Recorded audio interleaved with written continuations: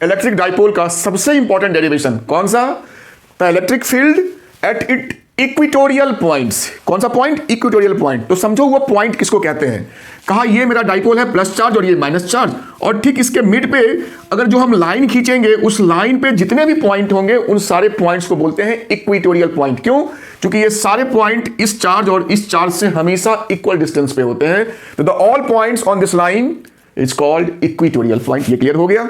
अब आपको डिराइव क्या करना होता है कि लेट सपोज यहां पे मान लो यहां पे कोई पॉइंट हमने ले लिया P, जिसका डिस्टेंस इस डाइपोल के मिड से है R, और डाइपोल का ये आधा साइड A और ये A, ये तो होता ही है।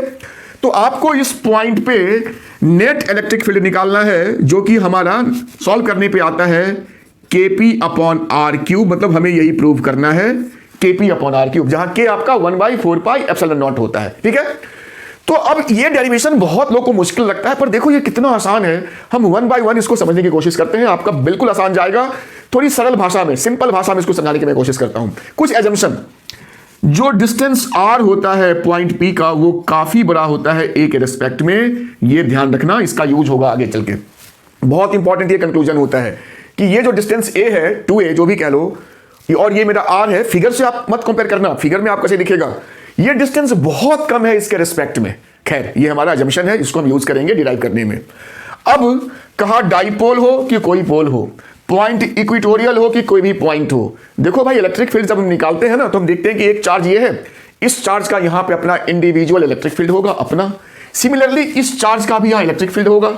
अब इलेक्ट्रिक फील्ड चूंकि वेक्टर क्वांटिटी है, तो उन दोनों फील्ड का जो रिजल्टेंट फील्ड होगा वही इस पॉइंट का फील्ड होगा। बहुत सिंपल सी बात है, इसमें कहीं कोई रॉकेट साइंस नहीं है कि डाइपोल हो या कुछ भी हो, है तो चार्ज ही, और चार्ज का किसी न किसी पॉइंट पे फील्ड होता है डिस्टेंस के अकॉर्डिंग।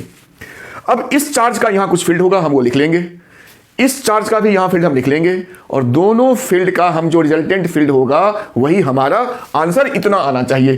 पहले समझ लो क्वेश्चन क्या था। अब क्लियर हो गया करना क्या है। तो हम 1 by 1 करते हैं। तो भाई इस चार्ज का इस पॉइंट पे फील्ड, तो इसका तो डिस्टेंस ये है ना भाई, इस चार्ज से इस पॉइंट का डिस्टेंस।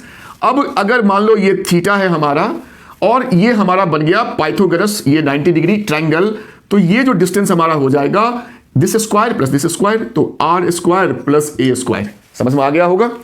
अब ये प्लस चार्ज है, तो इसका जो यहां पे फील्ड होगा वो फील्ड तो हमारा होगा अवे। हमने इसको इधर लिख लिया E, और इसको अभी ना आप E डैश कर लो, क्योंकि हमें फाइनल जो लिखेंगे उसको हम E लिखेंगे। तो हमने इस चार्ज का इस पॉइंट पे फील्ड लिखा E डैश, जो कि इस साइड में होगा। डिस्टेंस है हमारा यहां से यहां तक का ये। ठीक है, क्लियर है। सिमिलरली ये जो हमारा नेगेटिव चार्ज है यहां पे, इसका डिस्टेंस भी सेम होगा, because the point is equatorial, same distance होगा।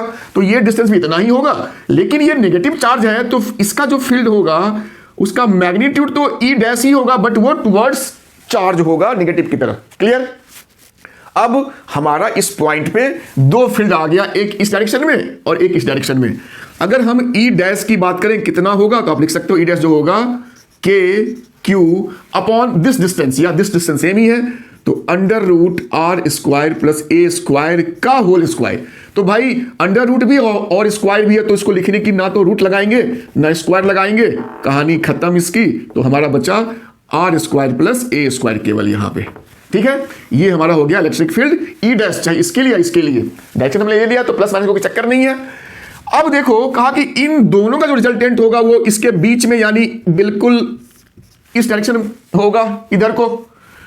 तो ये जो मेरा फील्ड होगा वो कितना होगा, तो देखो अगर ये थीटा है एंगल, तो ये एंगल भी थीटा होगा, तो ये हो जाएगा E डैश कॉस थीटा इसका कंपोनेंट, और एक कंपोनेंट ऊपर होगा E डैश साइन थीटा इस वाले फील्ड का।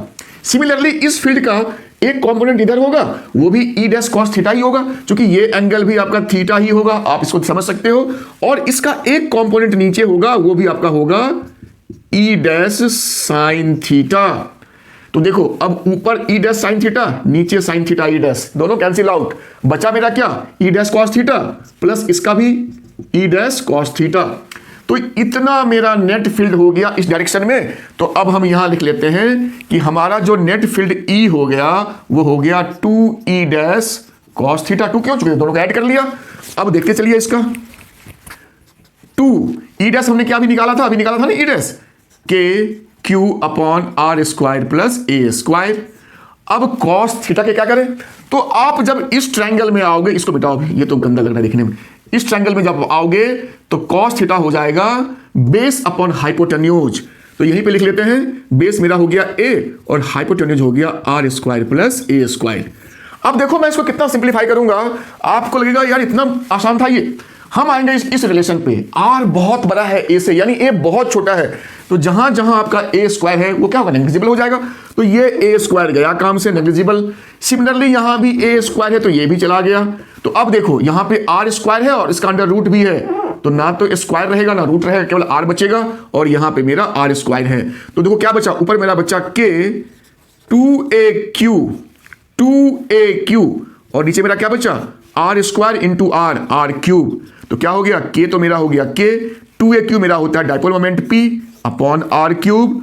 तो हमें यही तो प्रूव करना था। या आप इसको k नहीं लिखना चाहते हो तो k की जगह ये लिखना ज्यादा अच्छा रहता है, 1/4 p अपॉन r क्यूब। इतना आसान डेरिवेशन है, हम इसको कितना मुश्किल मान के चलते हैं।